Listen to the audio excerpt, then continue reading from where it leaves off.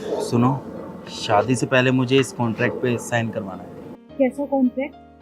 बस इस फाइल में यही लिखा है कि मैंने तुमसे या फिर तुम्हारे घर वालों से शादी के टाइम पे कोई भी दहेज नहीं लिया है। अगर आगे चल के हमारा कोई डिवोर्स भी होता है तो दहेज के चलते आगे मेरे ऊपर कोई केस फाइल नहीं करवा सकती। तो बस प्लीज़ तुम इसे साइन कर दो। ये क्या बोल रहे हो तुम? मतलब शादी से पहले ऐसा कॉन्ट्रैक्ट कौन साइन करवाता है? दरअसल शीतल, मैंने ना ऐसे बहुत से केसेस देखे हैं जिन लोगों ने लव मैरिज तो करी है लेकिन आगे चल के उनकी लव मैरिज भी नहीं चलती, उनको डिवोर्स करना पड़ता है। लड़की या फिर लड़की के घर वाले दहेज के खिलाफ फिर केस फाइल करवा देते हैं। तो बस इसलिए तुम इस कॉन्ट्रैक्ट पे साइन कर दो। धर्मेंद्र, एक बात बताओ, हम दोनों एक दूसरे के साथ कितने टाइम से हैं और हम एक दूसरे को कितने अच्छे से जानते हैं। तो तुम्हें तो पता है हम दोनों के बीच में ऐसा कभी होगा ही नहीं। ये नौबत ही नहीं आएगी कि मुझे डिवोर्स लेना पड़े। तो फिर तो तुम्हें इस कॉन्ट्रैक्ट पे साइन करने में कोई दिक्कत नहीं होनी चाहिए ना। देखो, बहुत ज्यादा बोल रहे हो तुम। मैं ऐसे किसी भी कॉन्ट्रैक्ट पे ना साइन नहीं करने वाली। मुझे एक बात बताओ, अगर हस्बैंड वाइफ का नॉर्मली डिवोर्स होता है तो वाइफ को एलिमनी मिलती है ना। हाँ, तो बस मेरे दूसरे कॉन्ट्रैक्ट में ये लिखा है कि शादी के बाद मैं तुम्हारे घर पे रहूंगा, घर जमाई बन के। जैसे एक वाइफ अपने हस्बैंड के घर पे रहती है, ठीक वैसे ही।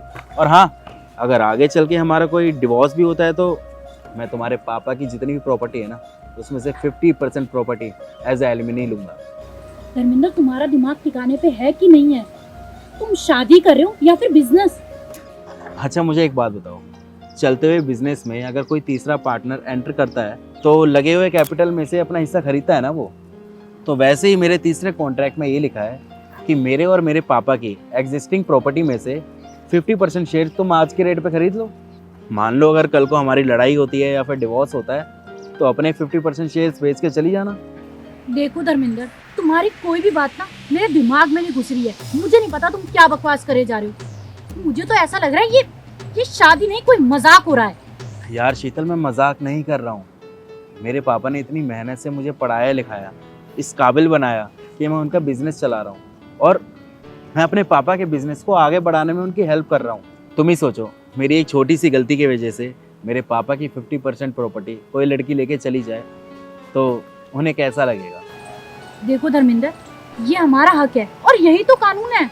यही तो प्रॉब्लम है यार, कि जितने भी कानून बने हैं वो सब की सब लड़की के हक में ही बने हैं। हम लड़कों के हक में कुछ भी नहीं बना। अब तुम ही देखो ना, कभी कोई डिवोर्स होता है तो लड़के को उतने पैसे देने पड़ते हैं जितने पैसे लड़की डिमांड करती है। चाहे उस लड़के के पास पैसे हों या ना हो, चाहे वो अपना घर बेच के दे, लेकिन उसको देने ही पड़ते हैं यार, ऊपर से मेंटेनेंस अलग से। धर्मेंद्र, मुझे एक बात बताओ, क्या तुम मुझसे सच में प्यार करते हो? हाँ शीतल, मैं तुमसे बहुत प्यार करता हूँ। क्या तुम भी मुझसे प्यार करती हो? हाँ धर्मेंद्र, मैं भी तुमसे बहुत प्यार करती हूँ। तुम चाहे तो मुझसे किसी भी कोरे कागज पे साइन करवा लो, लेकिन ये तरीका बिल्कुल भी सही नहीं है। और मैं उन लड़कियों जैसी नहीं हूँ। मैं इंडिपेंडेंट हूँ। मैं अपना खर्चा खुद चलाना जानती हूँ।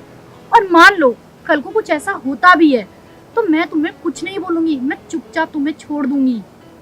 मेरे माँ बाप ने मुझे उस काबिल बनाया है कि मैं अपने खर्चे खुद उठा सकूं। तुमने ये बोल के मेरे दिल से बहुत बड़ा बोझ उतार दिया शीतल। और मैं भी क्या ये कॉन्ट्रैक्ट वगैरह के चक्कर में पड़ रहा था। मुझे माफ़ कर दो यार। आजकल ऐसी ऐसी न्यूज़ देख रहा हूँ ना, तो बस वही सब देख के पूरे दिन दिमाग में चलता रहता है ये सब। और बस इसलिए सोचा कि शादी से पहले एक बार मिलके तुमसे सारी चीज़ें क्लियर कर लूँ। अच्छा है कि तुमने मुझसे बात कर ली, नहीं तो लड़का लड़की शादी से पहले ये सब बातें करते ही नहीं है। तुम्हें पता है, मैं बहुत खुशकिस्मत हूँ जो मुझे तुम जैसी लड़की मिली।